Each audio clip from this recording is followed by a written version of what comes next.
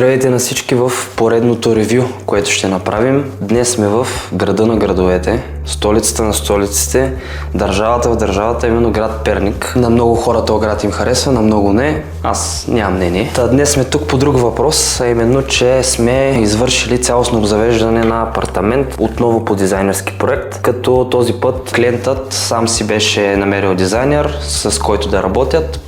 Предадоха проекта на нас и от нас беше трудната задача да произведеме това, което виждате в момента на заден фон и това, което сте видели от ревюто. Като ще започнем стандартно от кухнята и след това ще преминем към бара и секцията. Също така сме правили и банята и няколко заигравки в спалнята. Започваме от най-дясната колона, като тук има зад нея един скрит комин, който се чудихме доста как да го избегнем, защото по дизайнерски проект беше малко по-различно, но с най-добрата клиентка и нейната идея, която тя ни даде, успяхме да направим една дълбока ниша, която да бъде за съхранение на всякакви неща, като Space Tower шкаф. И тук освоихме това малко пространство, като го затваряме с една цяла врата, за да може да се придобие визуалния ефект от дясно да има колона и от ляво да има колона. Отдолу е по абсолютно същия начин, дълбока част и плитка част за някакви малки дребни неща.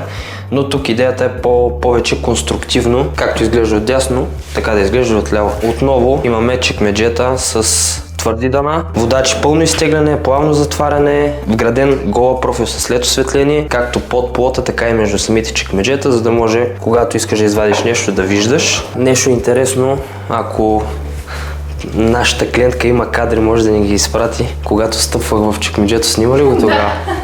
Нали, понеже ме попита здрави ли са чекмеджетата и аз направих това нещо и казах, че са здрави. Както може да видите, стоя си нормално. Чекмеджето си работи без абсолютно никакви проблеми. Така че от към здравина, сигурно следващите 50-100 години, надявам се, няма проблеми.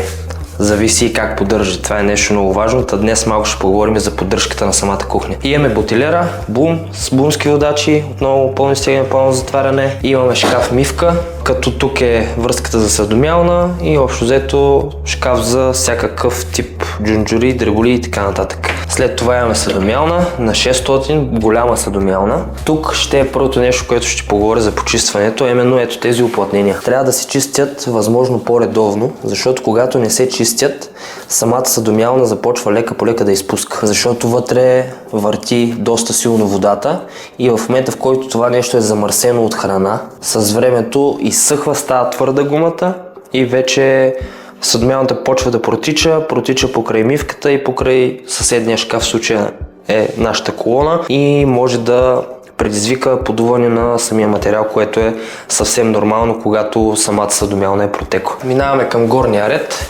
Тук имаме шкаф аспиратор. Отново имаме пано, което крие абсолютно целият аспиратор, за да не се вижда. Имаме този път гофре, в случай не сме поемали ангажимента към клиента ние да го връзваме. И общо взето това е с този шкаф. Тук се получи много добре отново, че над мивката са веднага двата шкафа, с които може да ви бъде най-бърз достъпа, за да работите най-пълноценно. И тук още един подобен шкаф, отново с рафтове. Сега идва момента за следващите ни две колони. Тук имаме малко заигравки. Може би колегите, които са по-запознати с процесите в изработката на една кухня, знаят, че когато се вгражда фурна над плот, е хубаво тук да се пуска крайна страница, защото самата фурна отстрани е доста грозна, в смисъл не са измислени да се качват толкова нависоко. Затова ние в случая тук сме направили колона, която да скрива страничния борд на самата фурна, и в случая си става много приятно и добре изглеждащо всичко да бъде в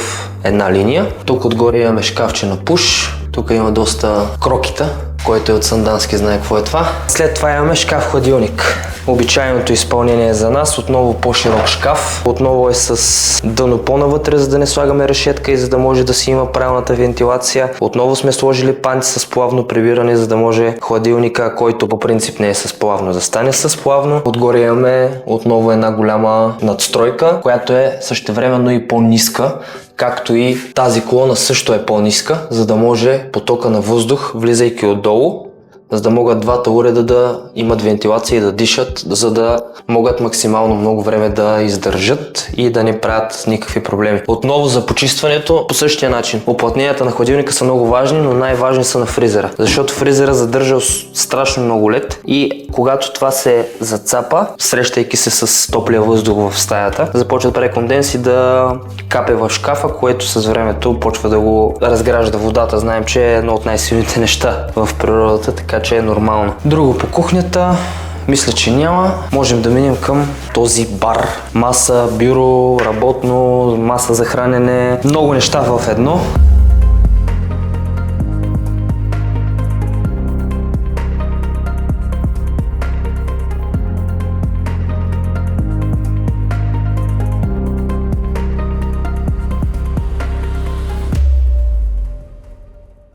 Тук сме изцяло на пуш, абсолютно навсякъде, като отново този бар е доста интересен и доста труден за направа, защото се постарахме да го измислим да бъде максимално здрав, като какво сме направили ние. Както виждате, самата маса е от сдвоено ПДЧ. Цялата маса е интегрирана в самия бар, за да може там, където е работното пространство, да не се слага трети крак. Защото ако там има крак, би било неудобно, когато седнеш да работиш. Като, ела да покажеш от тази страна. Ето тук може да се види, малко трудно, но самата маса е интегрирана в самия корпус и по този начин, каквато и тежест да натовариш, колкото и да работиш и така нататък, никога няма да създава проблеми. Тук сме използвали водачи на бум с типон. Има две големи чекмеджета за по-големи неща, тави, тенджери, защото чекмеджетата за мен лично са едно от най-удобните неща, защото отваряш и всичко е пред теб, докато примерно на самия рафт много често затрупваш нещо отзад и не можеш да го извадиш. Тук отдолу сме сложили една напречна подпора, която да държи масата да не се огъва. Масата стана наистина много здраво и смятам, че няма да има абсолютно никакви проблеми с времето. Ето тук може да се види колко мога да увисна целя. Минаваме към секцията.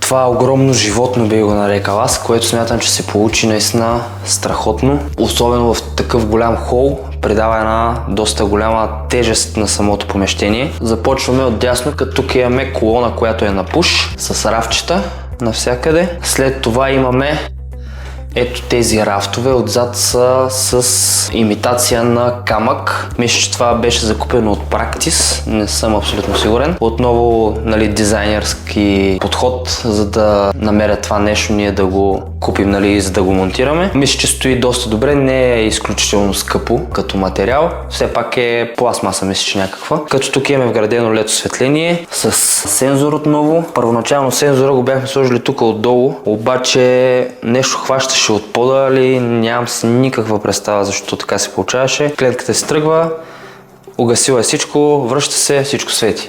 Но в случая подменихме място на сензора и вече всичко е наред. В четирите страници има LED осветление. За мен лично е малко силно, аз бих предпочел да имам само от една страна LED осветление, но в случая това е по проект и така сме го и направили. Тук е място за TV зоната, като тук имахме и в кухнята, и в хола доста проблеми с ток. Нещо имаше несъвместимост между проектите и реализацията, но в случая всичко е прекарано както трябва, отзад е изкъртено, дошъл е ток до тук и вече остава LG-ата да дойде и да си върже всичко по местата. Тук сме на пуш, отново и двете врати са ни на пуш с падащи амортисьори, като тук има достатъчно място за съхранение, за всичко необходимо. В даден момент, ако иска, може да изложим рафчета тук, защото по проект няма. Отгоре също няма рафтове, но пак казвам, това е нещо, което винаги може да се допълни, но ето в случая тя си е наблъскала някакви високи кутии. Смятам, че някой път е и по-полезно да няма рафтове, когато имаш по-обемни неща, може да ги нареждаш, особено ако няма да ги вадиш особено много. Та общо взето това е по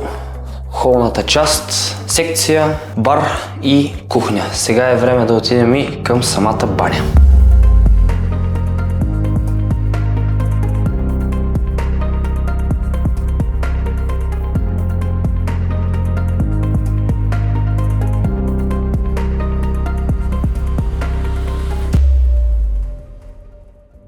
Ето, че вече се прехвърлихме и в банята, така неусетно, като тук имаме комбинация от два вида ПВЦ, като това са специфични декори, закупени от Tuplex. С тях работим за ПВЦ-тата, те имат готови декори, които са директно така произведени с ХПЛ върху тях.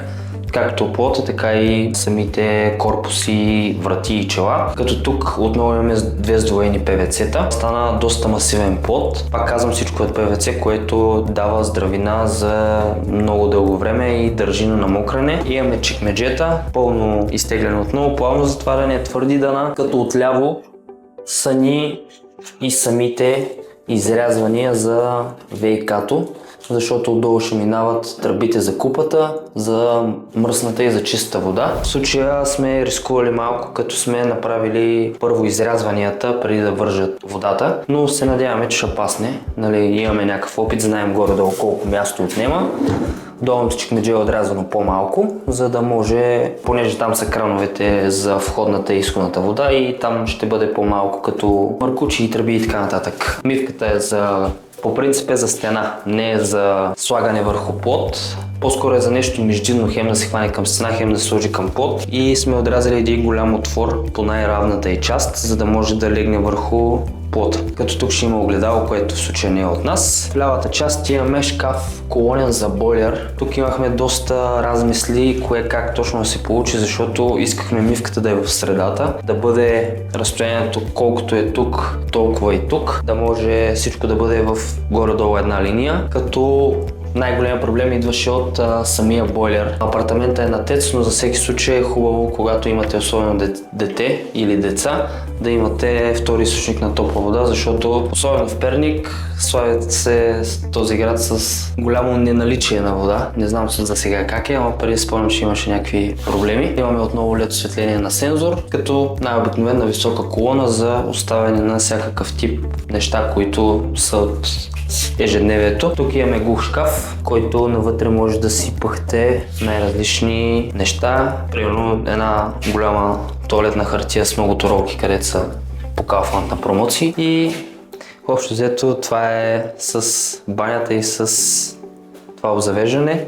Последното нещо, което ще ви покажа е в спалнята. Това е последното нещо, което направихме като допълнение в този апартамент, а именно това пано в спалнята, което в случая има градено LED осветление отстрани, но за съжаление все още не е вързано към тока и към захранването. На това пано сме го подсилили отзад, за да може да захванат климатик директно върху него, без да има нужда да пробиват самата стена отзад. Вътрешните тела изобщо не са тежки, така че съвсем достатъчна здравина има това пано, за да издържи климатик. Оставили сме леко по-голям отвор, за да могат хората, които идват с климатика, да си огърнат тръбите както им е удобно. Имаме изведен кабел за плик и за двоен ключ, който да светва паното отделно от аплика, и два контакта, които да бъдат за да си включиш телефон или ако имаш нещо да зареждаш за през нощта. И общо взето това е с този апартамент. Благодарим ви, че гледахте. Ако ви харесват подобен тип видеа, харесайте, коментирайте, ударете хайп бутон или там каквото има. И ако имате някакви въпроси или нещо, което искате да разкажа повече за това, което правим, не се притесняйте да ги зададете. Благодарим, че гледахте. До следващия път.